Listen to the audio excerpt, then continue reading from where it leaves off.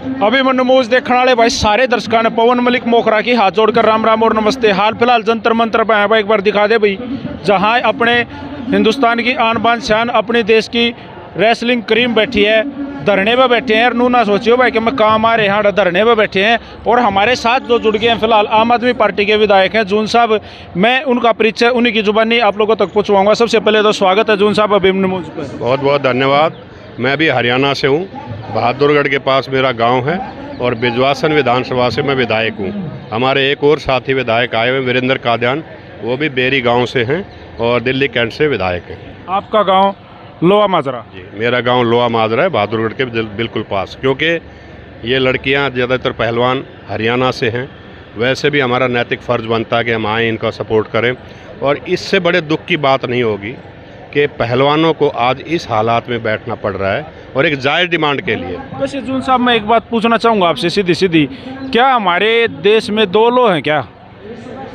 दो लो भी हैं और दो राजनीतिक वो भी हैं। आम आदमी पार्टी में भी इस तरह ऐसा होता है? ऐसा बिल्कुल नहीं है। आम आदमी पार्टी वही करती है जो उचित है, जो कानून सम्मत है। अब देखिए, मोदी सरकार, हरियाणा में फिर बीजेपी की सरकार, ये लोग कहाँ जाएंगे? क्यों नहीं एफआईआर हो रही? बस एक बात का जवाब ये दे दें। सुप्रीम कोर्ट ने भी कहा कि भाई आरोप बड़े गंभीर हैं। अगर आरोप गंभीर हैं तो आज तक एफआईआर क्यों नहीं हुई? कोई नहीं बता पा रहा। और दूसरी बात ये, आज इनकी बिजली काट दी, कल भी 5 घंटे इनकी बिजली काट दी।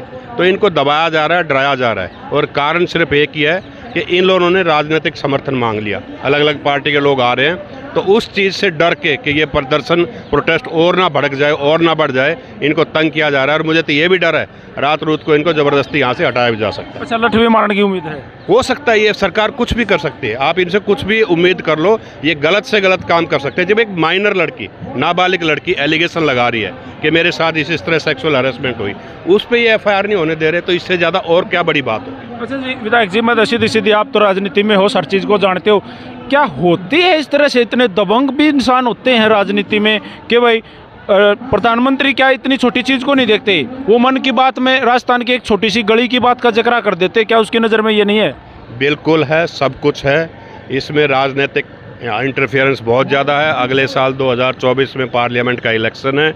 वो आदमी बाहुबली है जिसके खिलाफ इलेक्शन एलिगेशन लगे हैं, और पार्टी जो बीजेपी पार्टी है उनको उसका समर्थन चाहिए यूपी में।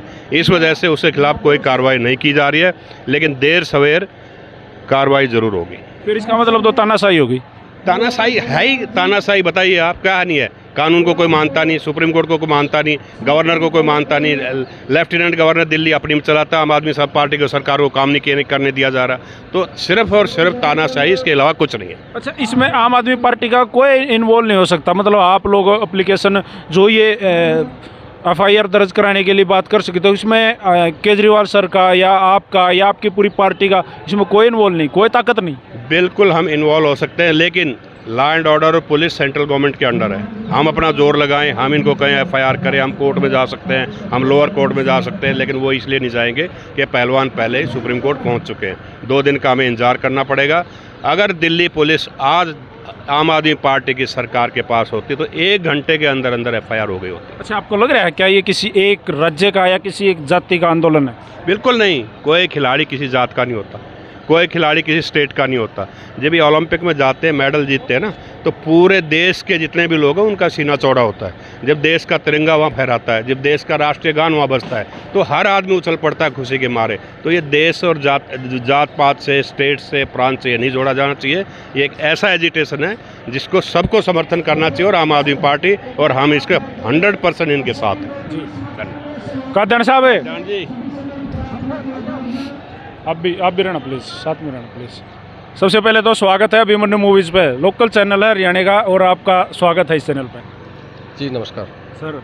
क्या आगे से मतलब राजनीति पे इतना, मतलब जैसे भाई इन्होंने भी बताया जून साहब ने, इतना मतलब प्रभाव रहेगा क्या? भाई प्रभावशाली ही लोग ही रहेंगे? आप लोगों के ऊपर भी ऐसा प्रेशर होता है क्या? नहीं, ये इंडिविजुअल टू इंडिविजुअल है, मैन टू मैन है। अब कोई आदमी शरीफ होता है, कोई अलग टाइप का होता है। हर प्रकार के लोग हैं इस दुनिया में। राजनीति ओवरऑल अगर देखो तो ऐसी नहीं खराब है, क्योंकि यहाँ सेवा का भी काम होता है। कुछ लोग ऐसे होते हैं जो इसको बदनाम भी करते हैं। पुलिस को देख लो, वकील देख लो, व्यापार देख लो, किसी भी फील्ड में उठा लो, कुछ एक लोग होते हैं जो उसको बदनाम करने का काम करते हैं। हाँ, आज जो लड़ाई चल रही है पहलवानों की, ये न्याय की लड़ाई है। और ये हमारी बच्चियां, जो हमारी बहनें, बेटियां, जो देश का नाम रोशन करने के लिए जी जान मेहनत करती हैं, उनका परिवार पूरा घर खिला देता है पहलवान को। बिल्कुल, मतलब पूरा घर न्यौछावर होता है, लग लगा के भाई इसने हम आगे बढ़ाएंगे, ये देश में नाम रोशन करे, ये इंटरनेशनल स्तर पर जाए, और मेडल लेके आते हैं।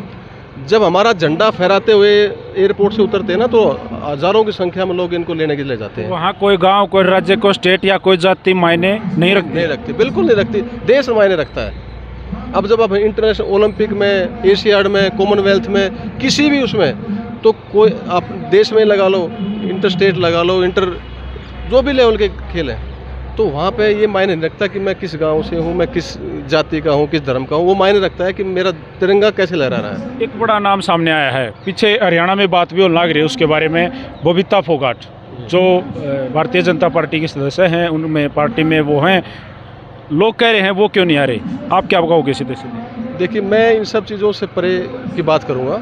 मैं तो ये की बात करूँगा कि आज ये जो लोग बैठे हैं, न्याय के लिए लड़ रहे हैं, और हम सब इनके समर्थन में हैं। न्याय क्या मांग रहे हैं कि भाई अगर किसी के साथ गलत हुआ है, किसी बहन बेटे के साथ गलत हुआ है, तो कम से कम एफआईआर तो दर्ज होनी चाहिए कि नहीं होनी चाहिए। किसी आम आदमी के खिलाफ अगर इस तरह की कोई एक्ट लगते या कि इस तरह की कोई एफआईआर दर्ज करने के लिए होता, तो उसके साथ कोई भी थाना या कोई भी किस तरह का व्यवहार होता अगर आपकी नज़र होती? वो डिफरेंट होता, वो हो भी तुरंत जाते, उठा लिया जाता, पीटा चेता जाता, शायद जेल भी चला जाता। वो कानून अपना काम करता। लेकिन मैं ये कहना चाहूँगा, जो 7 बेटियाँ जो आज सुप्रीम कोर्ट जाना पड़ा जिनको, और एक छोटी बच्ची भी है, ये अपने घर से वहाँ पे इसलिए जाती हैं ताकि वो पहलवान बन सके, उनको अच्छी गाइडेंस मिल सके, उनको अपॉर्चुनिटी मिल सके आगे खेलने के लिए। वो और किसी उसके लिए नहीं जाते। उनके साथ अगर कोई जो अगर कहते बाढ़ ही खेत में खाने लग जाए, तो गलत है, ये बहुत ही गलत है, घिनौना है। पुलिस को अपना काम करना चाहिए।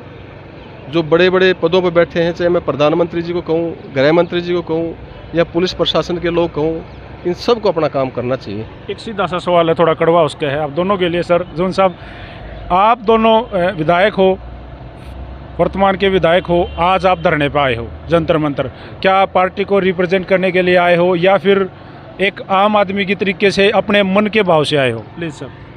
देखो, मैं ये बात कहूँ कि मैं भाई हमारे पार्टी के सभी लोग आ रहे हैं, जिसको पता चल रहा सभी आ रहे हैं।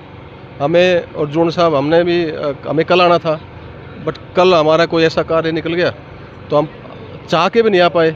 आज आए हैं और लगातार जब जब बुलाएंगे आएंगे। और मैं कहता हूँ, इनको जो भी समर्थन मिले चाहिएगा, हमारी तरफ से इनके साथ खड़े हैं। हम इसलिए साथ खड़े हैं कि इनको न्याय मिलना चाहिए। तो कोई भी पार्टी का आदमी यहाँ मतलब पार्टी को लेके ना आए, इनकी सपोर्ट में आए? मैं तो अपने उस पर आया हूँ, अपने अंतरात्मा की आवाज़ से आया हूँ। वैसे भी हम तो, जैसे मैंने आपको शुरू में बताया कि हम दोनों हरियाणा से हैं, हम दिल से इनके साथ हैं। पार्टी अपनी जगह, हम दोनों की भावनाएं अपनी जगह, और हम और पार्टी भी साथ है। पार्टी भी लगातार इनको सपोर्ट कर रही है।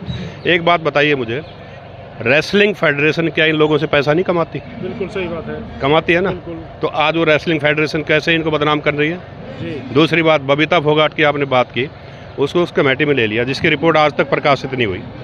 बबीता फोगाट की पॉलिटिकल कंपल्सन्स हो सकती होंगी कि वो आप सामने नहीं आ रही। तीसरी बात ये है कि इस रेसलिंग की वजह से और हरियाणा की लड़कियों की वजह से एक पिक्चर बन गई और उसने करोड़ों रुपए कमाए। करोड़ों रुपए कहने कहाँ है वो बॉलीवुड वाले आज? हाँ, वो जब उनको पैसा कमाना होता है तो लाइन में सबसे आगे और आज वो नदारद है। तो ये भेदभाव है, सबको पैसा चाहिए, सबको अपना पॉलिटिकल इंटरेस्ट देखना है। और हम जो आए, पार्टी तो हमारी साथ है। हमारे एमपी साहब भी परसों आए थे, मेरे प्रवक्ता भी कल आए, आज हम दोनों आए। हमारे पास एक और कारण है कि हम दोनों हरियाणा से। सर, आज एक बड़े दुख की बात है कि हमारे देश के कुछ जवान कुछ छत्तीसगढ़ में शहीद हुए हैं। उनका हमने आज यहाँ का आप साथ खड़े होकर मौन भी धारण करा।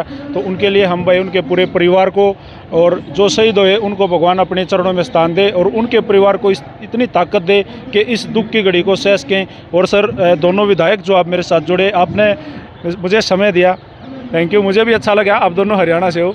Thank you sir. Thank you sir. धन्यवाद बहुत बहुत आपका। Thank you sir. आपने भी हरियाणा के चैनल में हमारा इंटरव्यू लिया। और आपसे हरियाणा में कहीं भी हों, हम कहीं भी हों, चाहे दिल्ली से विधायक हों, हरियाणा के साथ हमारा ऐसा लगाव कि हम दिल से जुड़े रहें। जय हरियाणा। सारे भाइयों राम राम भाई, जय हिंद, जय हरियाणा, सत्यमेव जयते।